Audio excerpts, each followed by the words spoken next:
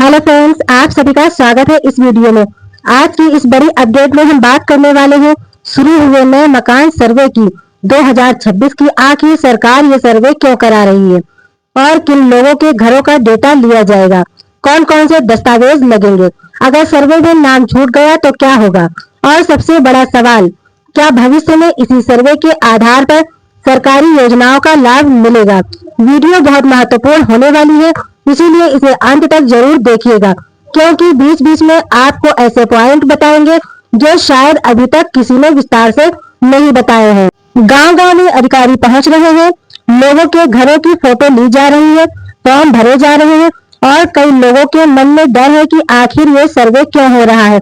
अगर आपके गांव या मोहल्ले में भी मकान सर्वे शुरू हो चुका है तो ये वीडियो आपके लिए बेहद जरूरी है। सबसे पहले आसान भाषा में समझिए। मकान सर्वे का मतलब है राज्य सरकार द्वारा घरों की गिनती और जानकारी इकट्ठा करना। इसमें देखा जाता है घर पक्का है या कच्चा, परिवार में कितने सदस्य हैं, घर किसके नाम पर है, आर्थिक स्थिति क्या है, बिजली पानी शौचालय जैसी सुविधाएं हैं या नहीं, और परिवार सरकारी योजनाओं का लाभ ले रहा है या नहीं। सरकार इस डेटा के जरिए ये पता लगाना चाहती है कि किस इलाके में किस प्रकार की जरूरत है। अब सबसे बड़ा सवाल, सरकार अचानक इतना बड़ा सर्वे क्यों करा रही है। इसके पीछे कई कारण बताए जा रहे हैं।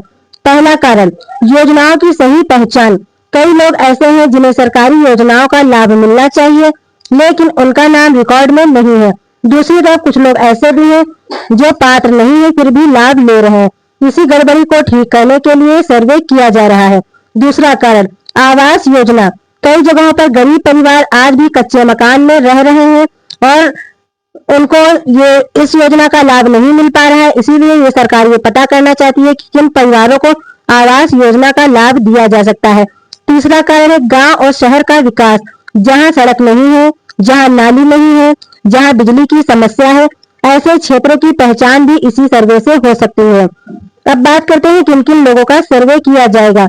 सरल भाषा में कहें तो लगभग हर परिवार का डेटा लिया जा सकता है, खासकर ग्रामीण क्षेत्र के परिवार, कच्चे मकान वाले लोग, गरीब और मध्यम वर्गीय परिवार, किराए में रहने वाले लोग, झोपड़ी या अस्थायी मकान वाले परिवार। कई जगहों पर पक्के मकानों का भी रिकॉर्ड तैयार किया जा रहा है। बहुत लोग पूछ रहे हैं कि सर्वे कौन करेगा। आमतौर पर पंचायत स्तर के कर्मचारी, स्थानीय सर्वे टीम या सरकारी प्रतिनिधि घर घर जाकर जानकारी ले सकते हैं, जो मोबाइल या फॉर्म के जरिए डेटा दर्ज करते हैं। कुछ जगहों पर फोटो भी ली जा सकती है। आज सबसे जरूरी जानकारी, सर्वे के समय कौन कौन से दस्तावेज मांगे जा सकते हैं। संभावित दस्तावेजों की बात करते हैं तो सबसे पहले Aadhaar card, ration card, mobile number, परिवार के सदस्यों की जानकारी, बैंक पासबुक, बिजली बिल, जमीन या मकान से जुड़ा कोई भी कागज अगर आपके पास मौजूद है तो वो दिखाना बहुत जरूरी है। लेकिन ध्यान रखिए, हर जगह एक जैसे दस्तावेज जरूरी नहीं हो सकते। स्थानीय निर्देश अलग हो सकते हैं, जहाँ हर राज्य में अलग अलग कागजों की मांग की जा सकती है। अब मान लीजिए जैसे सर्वे टीम आपके घर पहुंची और उस समय कोई मौजूद नहीं था तो क्या होगा। ऐसी स्थिति में कई बार टीम दोबारा आती है। कुछ मामलों में पंचायत कार्यालय या स्थानीय कैंप में जाकर जानकारी जमा करनी पड़ सकती है। इसीलिए गांव या मोहल्ले में सर्वे शुरू होने की खबर मिलते ही सतर्क रहें। दोस्तों, ये बहुत महत्वपूर्ण हिस्सा है। कई लोग सोचते हैं कि ज्यादा लाभ पाने के लिए गलत जानकारी दे दें। कुछ लोग सोचते हैं कि अगर हम गलत जानकारी दे देंगे तो हमें आवास योजना का लाभ मिल जाएगा या विधवा पेंशन, वृद्धा पेंशन, इस तरीके की योजनाएं पाने के लिए गलत जानकारी देते हैं, लेकिन ऐसा करना भारी पड़ सकता है। यदि रिकॉर्ड जांच में गलत जानकारी पाई जाती है तो भविष्य में योजना का लाभ रुक सकता है, इसीलिए हमेशा सही जानकारी दें। अब सबसे ज्यादा सवाल जो पूछा जा रहा है वो ये है कि सरकार अलग अलग योजनाओं का डेटा अपडेट करती रहती है। अगर किसी परिवार की आर्थिक स्थिति बदली या रिकॉर्ड गलत है तो भविष्य में योजनाओं की जांच हो सकती है। इसीलिए लोग इस सर्वे को गंभीरता से ले रहे हैं। अब बात करते हैं डर की। कुछ लोग सोच रहे हैं कहीं राशन ना बंद हो जाए, कहीं नाम न कट जाए, कहीं टैक्स ना लग जाए, कहीं बिना सही जानकारी के अफवाह फैलाना ठीक नहीं है। अब सबसे जरूरी बात यह है कि आधिकारिक सूचना पर भरोसा करें। अब यहाँ पर ध्यान देने वाली कुछ बातें हैं। देखिए, किसी अनजान व्यक्ति को दस्तावेजों की ओरिजिनल कॉपी ना दें। ओटीपी किसी के साथ शेयर ना करें। अगर कोई किसी तरीके का ओटीपी पूछता है तो वो आपको नहीं बताना है, आपको अपने असली डॉक्यूमेंट नहीं दिखाने हैं। फर्जी कॉल से सावधान रहें। अगर आपके पास किसी भी तरीके का नंबर आता है, कॉल आती है, आपसे ओटीपी पूछे तो आपको वो सब कुछ नहीं बताना है। सरकारी पहचान पत्र जरूर देखें। सरकार ने इन अधिकारियों को एक आईडी दी है, आप उन आईडी को देखें, तभी अपनी जानकारी उनसे शेयर करें। गलत जानकारी आप उनको बिल्कुल भी ना दें।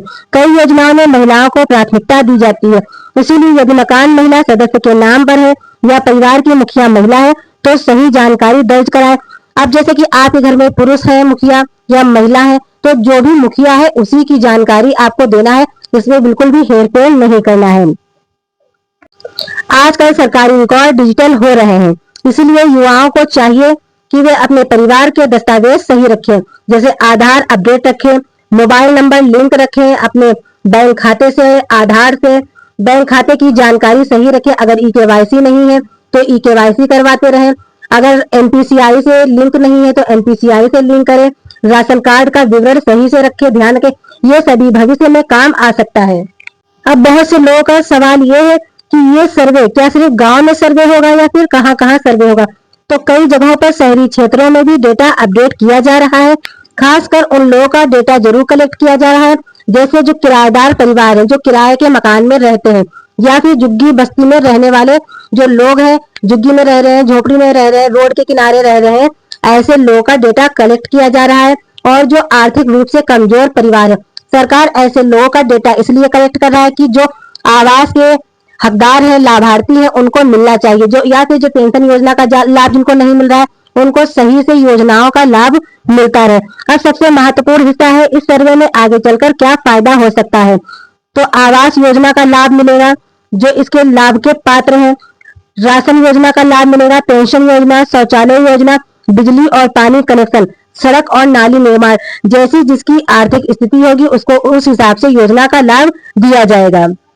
और सरकार इसी डेटा के आधार पर नई योजनाएं भी बना सकती है। जहां अस्पताल नहीं है, सरकारी स्कूल नहीं है, वहां ये सब सुविधाएं लोगों को प्रदान कर सके सरकार, इसलिए ये सर्वे करा रही है। मकान सर्वे को हल्के में मत लीजिए, ये सिर्फ फॉर्म भरने की प्रक्रिया नहीं है, बल्कि आने वाले समय में सरकारी रिकॉर्ड का महत्वपूर्ण हिस्सा बन सकता है। इसीलिए सही जानकारी दें, दस्तावेज तैयार रखें, अफवाहों से दूर रहें और आपको बिना किसी डर के सभी सवालों का सही सही जवाब देना है।